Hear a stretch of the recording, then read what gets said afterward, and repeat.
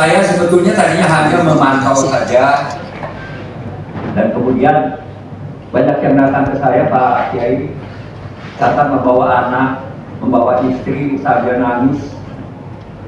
Mereka menyatakan bahwa kalau tidak tanda tangan menyerahkan asetnya, itu ditahan.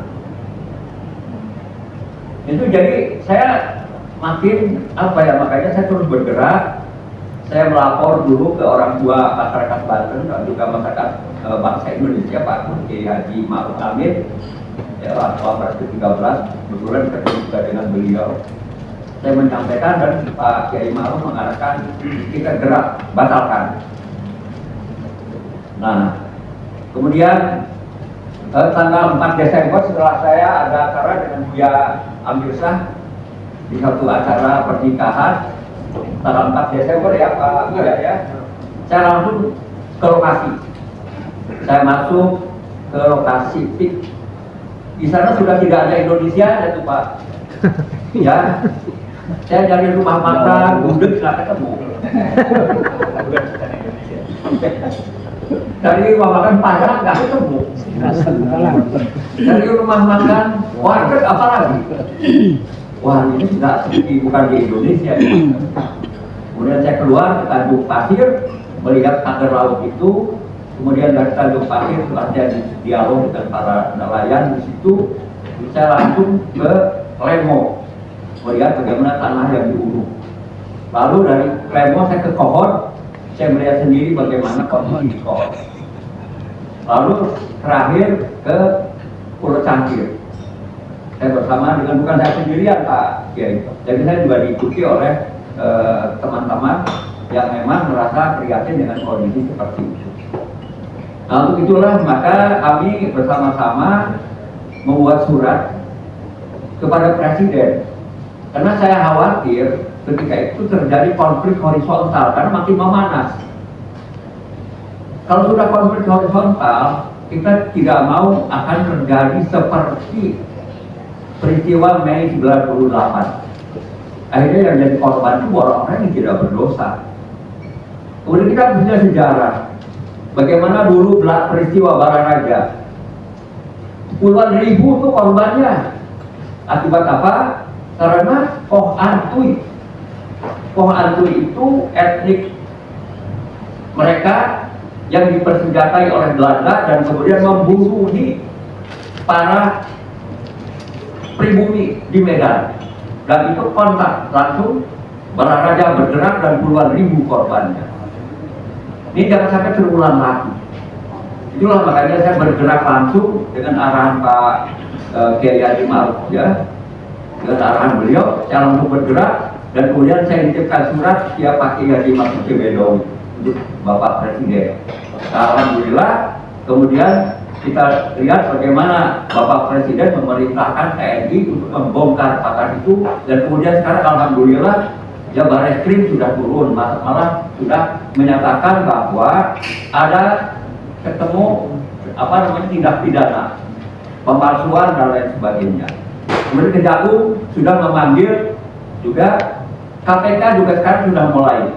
Nah ini insya Allah ya kita lihat bagaimana perilaku negatif ini. Seperti tadi saya sampaikan kepada Pak Kiai Haji Khalil Nafis, karena beliau akan ke KPK.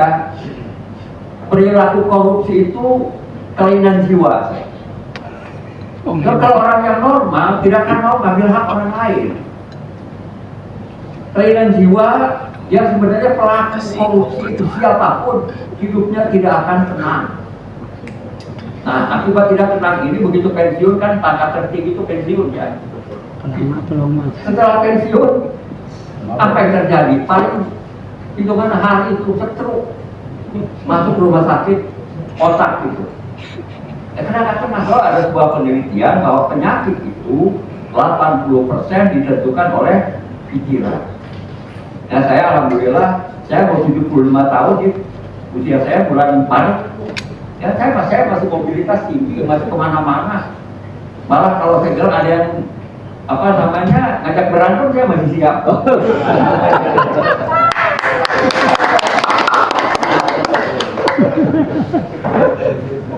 Saya malu kepada Abu Ayyub Al-Ansari. Abu Ayyub Al-Ansari itu ya ada nama jalan di Turki. Sebelum kok ini ada nama jalan Abu Ayyub Al-Ansari. Dia kan orang Madinah, Ansar. Kenapa ada di sini? Oh, makamnya di sini. Dalam rangka apa beliau ke sini? Perang. Waktu menuju Bizantium. Usianya 94 tahun. Waduh, saya bilang 94 tahun masih perang. Saya baru 70-an aja kok nggak berani. Dan kalau ketemu di sana saya wah cengeng lu. Itu ya, jadi mudah-mudahan kita semua bisa mencapai dalam objektifnya. Dan saya pun membawa pasukan yang memang tahu persis bagaimana di lapangan. Saya lihat sendiri ya bagaimana masyarakat yang teraniaya itu. Nah, setidak-tidaknya kita semua berpihak kepada yang lemah. Ya, kita kenal yang namanya Islama, Tunsoruna, Fatunasuna, itu apa ikum. Ya, sesungguhnya Allah menolong kamu dan memberi rezeki kepadamu karena orang-orang lemah di antara kamu. Itulah makanya saya terus ikut terjun setelah mengetahui kondisi yang sebenarnya, melapor kepada Pak Kiai Haji Mas Buki Bedoy, ke Abah Kiai Ma'ruf ya bersama-sama. Dan kemudian juga pernah saya didatangi oleh utusan ya, dimarahin sama teman-teman itu. Ya kalau saya diam mungkin dikasih duit juga saya. Bisa no. Ya kalau saya untuk ketemu sama orang itu no. Ya, nah inilah Bapak Ibu sekalian. Mudah-mudahan kita semua terus konsisten membela umat yang lemah. Dan itu kan tugasnya MUI, ya, Khadimul Ummahat. Nah, jadi jangan sampai kita berpihak kepada orang ada yang lebih. Ya, dan mereka terus mengadu domba kita. Tadi yang disampaikan oleh Abuya itu, ya mereka akan membuat tandingan misalnya dengan membuat ya. Nah, seperti juga misalnya di Palestina itu ada Fatah, ada Hamas kan. Jangan sampai yang dibuat seperti itu. Ini yang kita khawatirkan adalah bagaimana kita sekarang umat Islam ini diadu domba oleh orang serakah, banyak duitnya dan licik. Ya terakhir kok pengakuan dari Pak Menteri ATR BPS katanya gedungnya itu dibakar. Itu, jadi mereka memang ngeles terus gitu.